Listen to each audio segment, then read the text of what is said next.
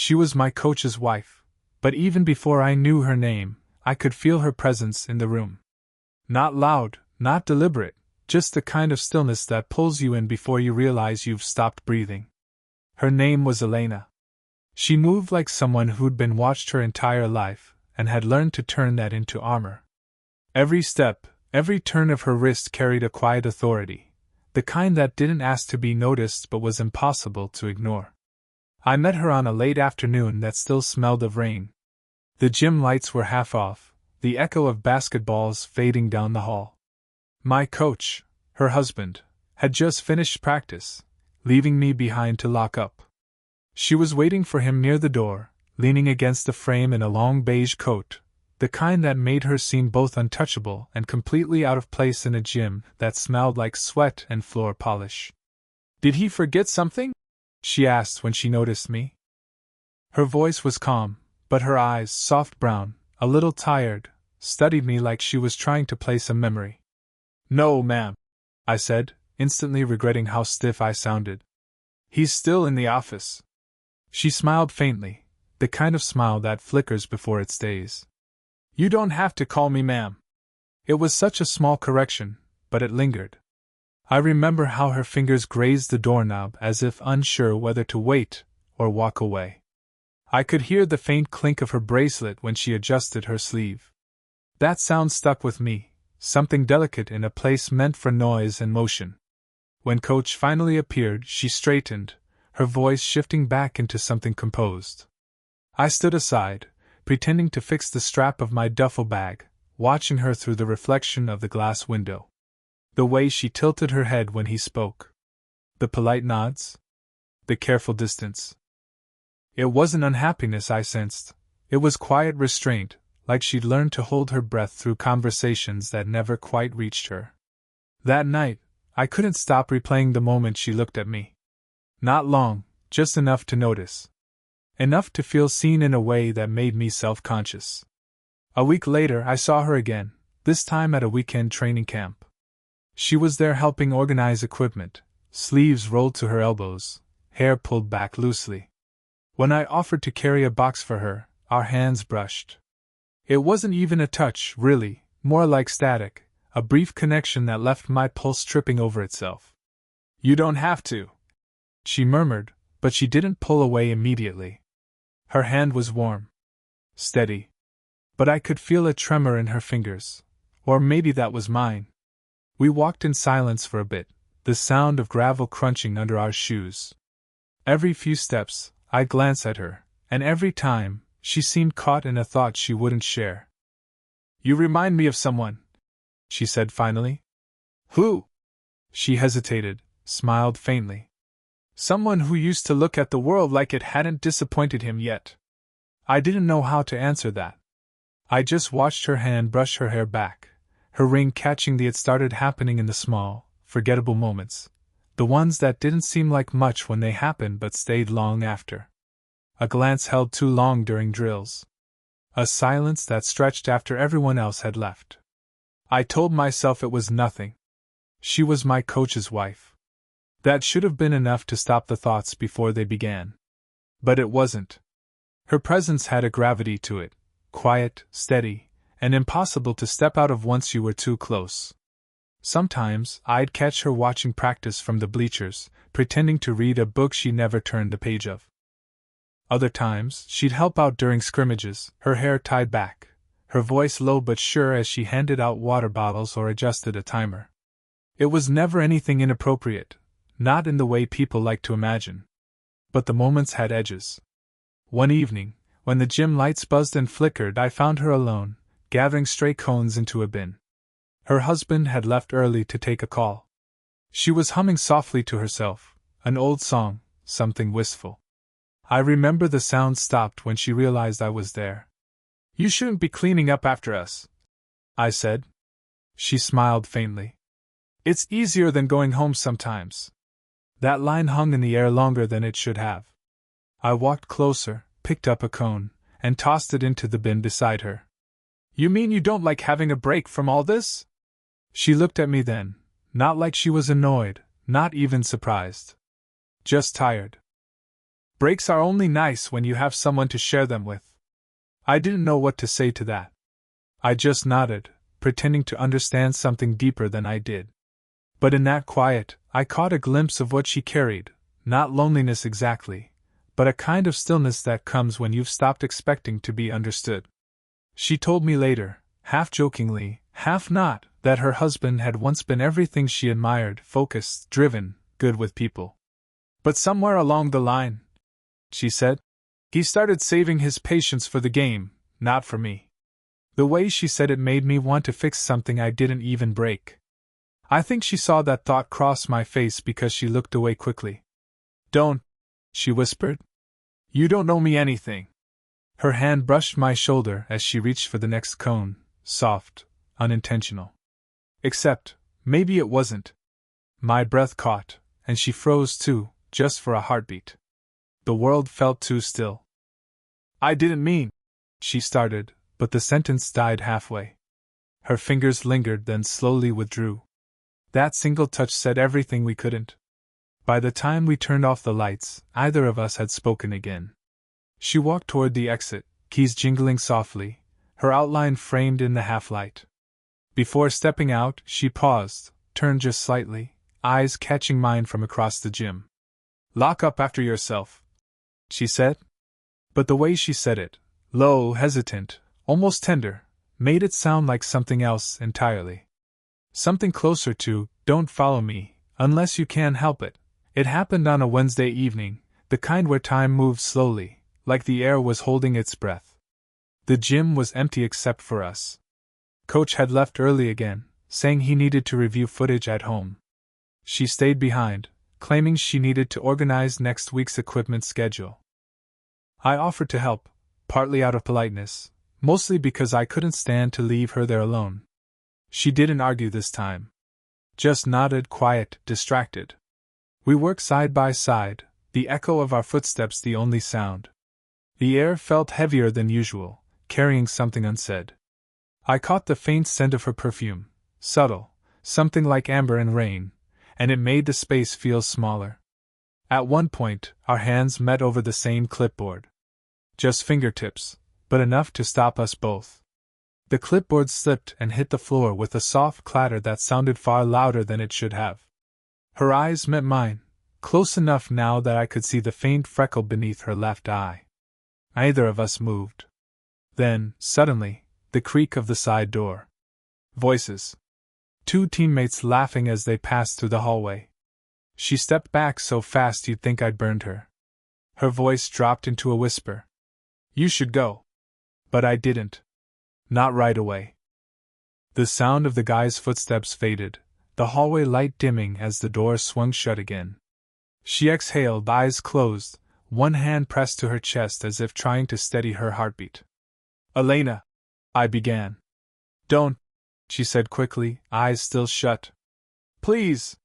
You don't know what you're doing. Maybe I didn't. But I knew what I felt, that pull I kept trying to talk myself out of. The space between us wasn't just physical anymore. It was charged, alive, fragile. She turned toward me again, her face caught half in shadow, half in light. You're too young to make this mistake, she said softly. And you? I asked before I could stop myself. Are you too old to feel something real again? Her lips parted slightly, not in shock, but something closer to ache. For a moment, it felt like we were standing at the edge of something that could break both of us. She moved closer, maybe out of defiance, maybe because she couldn't help it. I could feel the warmth of her breath when she spoke. You shouldn't say things like that. Then stop standing this close, I murmured. A beat of silence. A shared inhale. Every heartbeat between us was too loud.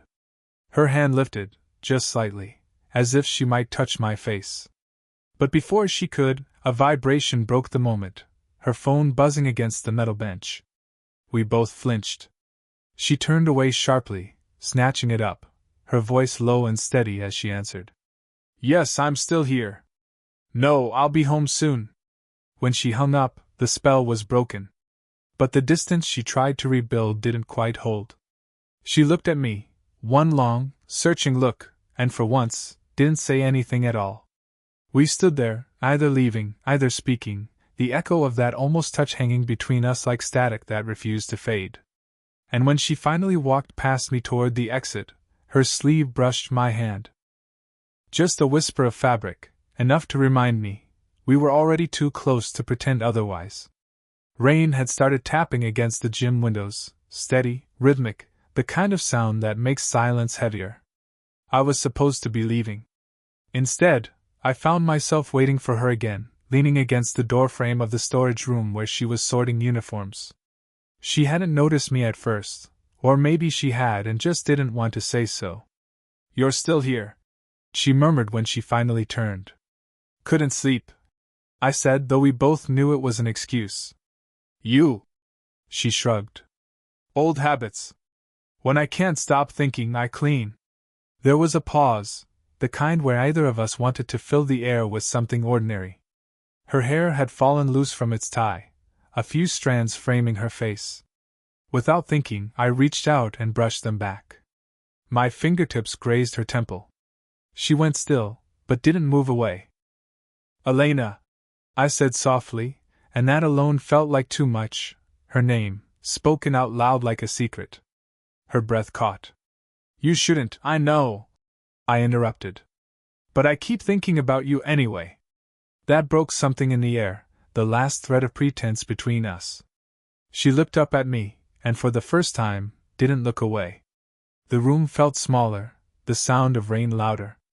"I'm married," she said quietly. "You're his player. You know what this looks like." "I know what it feels like," I whispered back. Her eyes softened, fear, want, and something like sadness all tangled together. I could see her pulse at her throat, could hear the rain against the glass like a heartbeat outside. When she spoke again, her voice was barely there. "This isn't fair. To anyone. I'm not trying to make it fair," I said. "I just—" The rest of the sentence fell apart. Words couldn't hold what I meant. She stepped back, but only half a step, not enough to break the tension. Her hand brushed against my arm, trailing down until her fingers rested just above my wrist. I felt her trembling, or maybe it was me. "You'll regret this," she said, though it sounded more like she was talking to herself. "Maybe," I breathed. "But I'll regret walking away more." The space between us vanished in increments, a heartbeat, a breath, a shared hesitation. Her eyes flicked to my lips, then back up again, and that single glance said everything neither of us dared to voice. And then, footsteps. The sharp click of a door opening down the hall. She froze. So did I. The world snapped back into focus. "Elena?" Her husband's voice echoed faintly. Her hand flew from mine. Her breathing hitched. I stepped back into shadow, pulse hammering. She turned toward the doorway, smoothing her hair with shaking fingers. "Here," she called, forcing steadiness into her tone. He didn't appear, not yet. Just silence, the kind that stretches before impact. She looked back at me once more, wide-eyed, conflicted, 1,000 words buried in that glance. And then, barely a whisper. "Don't say anything." Her voice cracked on the last word, and I knew something had already changed, whether we touched again or not. The storm that night was louder than the last one, wind scraping branches against the windows, thunder rolling in waves. I didn't plan to go to her house. I told myself I was only driving past, making sure she was okay after the tension of the day. But when I saw the light still burning in her front window, I stopped. I stood there in the rain for a long time before knocking. She opened the door in silence. No surprise on her face, just something like resignation, as if she'd already known I'd come. Behind her, the living room was dim, the air filled with the soft hum of a record spinning at the end of its side. "You shouldn't be here," she said. "I know," I replied. "But you left before I could say goodbye." She exhaled, turning away, one hand brushing her temple. "If he sees your car, he's gone," I said. "Away for a game meeting." I checked. That earned me the faintest look, half disbelief, half something she didn't want to name. For a moment neither of us moved. Water dripped from my hair onto the floor, the sound oddly loud in the stillness. She stepped closer, holding out a towel, her hand trembling as she passed it to me. When my fingers touched hers, the world seemed to narrow to that single point of contact. "Elena," I said, but my voice came out rough, barely a whisper. "Don't," she murmured, though she didn't move back. "You'll make this real." "It already is." Her breath shuddered, one of those fragile sounds people make when they're trying not to cry. Or maybe when they're about to do something they can't take back. The record clicked to a stop. The silence that followed was too complete. She looked at me then, really looked, and something inside her shifted. Her face softened, her eyes searching mine like she was memorizing every hesitation.